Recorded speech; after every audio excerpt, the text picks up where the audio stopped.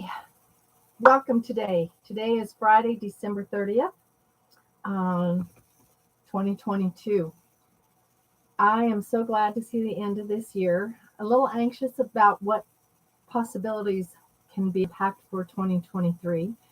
I'm looking forward to it. 2022 has actually been a really good year for me, and I hope has been for all of you. If not, I hope that 2023 is much better. Today we're talking about chapter 2. Like I said last week, we're going to be going through the book that I just published, Mastering Metaphysics, The Essential Foundations and Principles. And I wanted to do this because I'm not sure people really understood to what level I was going to be working with things on. And our first subheading is universal awareness. And under that category is creation, incarnation, reincarnation, uh, karma, and then judgment. Those are the four subheadings under that subheading in the book. So I hope you'll enjoy today's reading. I felt it was really important to read this aspect because I think sometimes we forget why we incarnated and we get caught up in the 3D thought mentality of my life is so hard or is so difficult. And hopefully when we start to realize that, we create our path and we chose this life, we'll come back with it a little bit more gently in preparation for 2023. So I'm going to start today with the chapter 2. It starts on page 20. Incarnation is the sub paragraphs that I'm working with today. Incarnation started when we decided we wanted to experience physical existence from birth to death. Incarnating through birth locked us into physical bodies. We no longer were processing other beings' bodies. We had become owners of the form we were in. Entering into this low vibrating physical form wiped all memory of our true angelic selves from our consciousness. It was this decision more than the rebellion and subsequent fall which set our feet on the path of karma and reincarnation. For us to return to the God source, we must become pure in thought and understand our true heritage in its entirety, which is our true selves as part of the God source. We must realize we are co-creators with each other and the God source. We do this through the agreement of incarnation and reincarnation. Upon incarnating, the veil begins to drop. By age 7, the veil has completely dropped, and we forget our existence in the ether.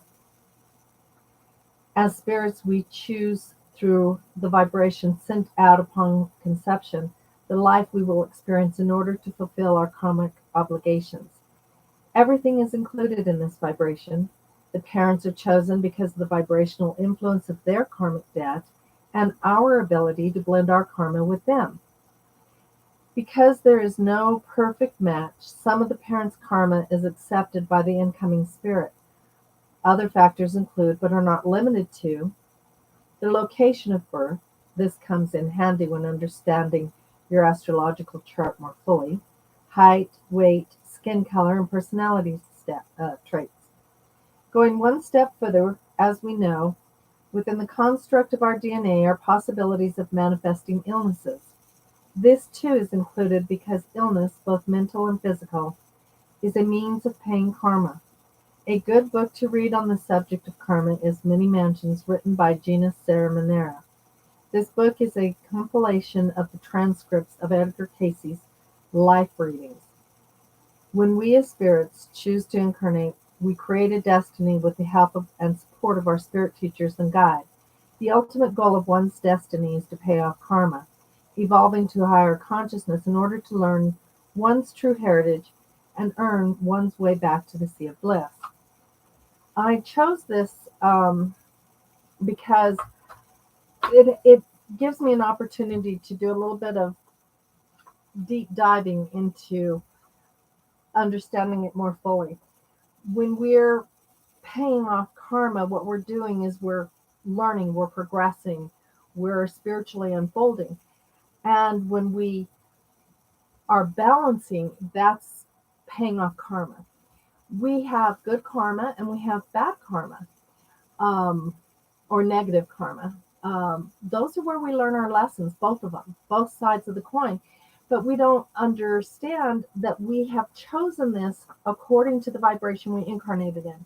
So let me go one step further and explain. Let's say you have chosen a path, your parents were very wealthy, and you incarnated to live a life of affluent leisure. Well, you might have had the best of schools, the best education, but one of your parents had a parent who was alcoholic. So even though you had all the gifts of wealth, you might have chosen to manifest the alcoholism as a means of balancing out karma. Now, one of the teachers that I had years ago explained that people with addictions pay off a lot more karma in the aspects of their life is filled with many lessons brought about by that addiction. And we forget these things. We just look at life and think, oh, it's so hard. Instead of saying, you know, what a joy it is to have learned through our addictive processes, whether you're the person with the addiction or the person who is addicted to the addict, that codependent person, we all learn through that experience, which is perceived as negative because of the actions that are taken while imbibing in the addiction.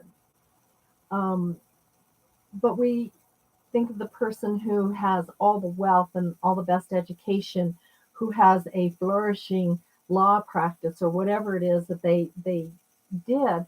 We look at them as though they are um, to be envious, for us to be envious of them, because we forget that we also chose paths that we bring our own blessings to.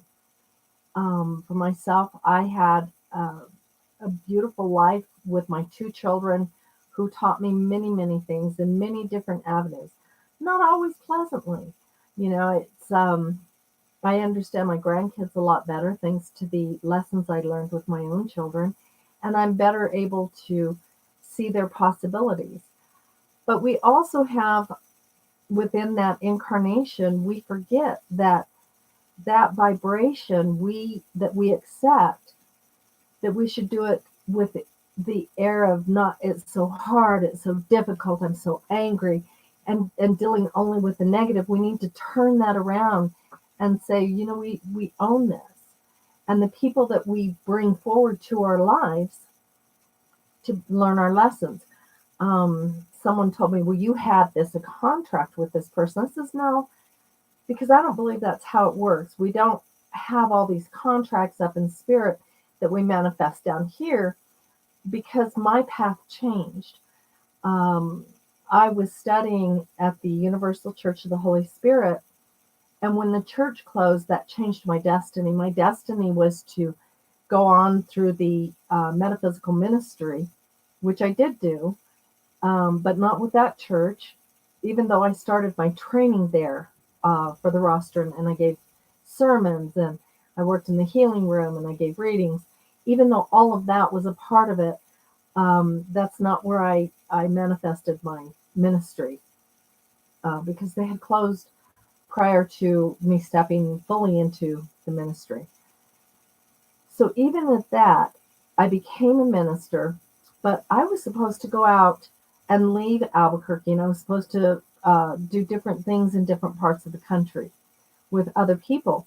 So I wouldn't have even been here to have met certain people that have crossed my path. My children and I would have been in a different part of the country meeting different people. But because our paths and our destinies sometimes change because of other influences that are not our decision, we make adjustments. So the lessons that we learn, we vibrate at that level of vibration, and we pull that person in to teach us those lessons. Some of these lessons may seem to be really hard because we get so fearful, or we get so angry, or we get so justified in our indignation. And I'm really having a hard time speaking today. I apologize for that. Must be Mercury retrograde. Oh, yeah, it is. But anyway, we have that part of us that we call people in for each experience. And every time you learn a lesson, you progress and you change, and therefore your vibration changes, hopefully for the better. You're rising in consciousness, and you'll call in somebody for another lesson. It's not all written in stone who you're going to call in. It's not all written in stone that these people hold contracts with you. It's that you vibrate to the same opportunity for that lesson to make manifest. People call me overly fastidious. They call me a control freak because that's how they perceive it. They don't realize I have ADHD. And so for me to survive in my world, which is a portion of my father that I took on in my karmic blending, that I have ADHD and I have to do things in a set pattern because they didn't have medication when I grew up. Nobody even knew what it was. You just got screamed at a lot. And I mean a lot about how bad you were, how stupid you were being, how forgetful you were, and pay attention. And it came out, that I have learned to do things in a way that helps me accomplish the ends to my means. It's different with everybody else. I call in a lot of narcissists because one of the blendings was one of my parents was a narcissist. And that had a penchant for breaking a portion of me that I had to learn. So I've learned that I no longer need to fix the brokenness in other people. If they're broken, I will love them, I will honor them, but my brokenness does not need to fix their brokenness. And so I started to heal that need to call in narcissistic people to have that reactive abuse with me. I no longer buy into the reaction of people. And these are the lessons that we're set on our path to learn through incarnation, and why we reincarnate is because sometimes we fulfill that lesson and sometimes we don't. So we have to come back again and again and again until we understand that this is not our reality. This is just Earth, and the experience that we're having, we learn through our emotions, we progress through our emotions, and we experience Earth through our emotions. So understanding that we should be coming from a heart-centered, unconditional love for everyone is those lessons that we have to learn to get there. So we have to let go of the pettiness. We have to let go of the justification. We have to let go of the anger.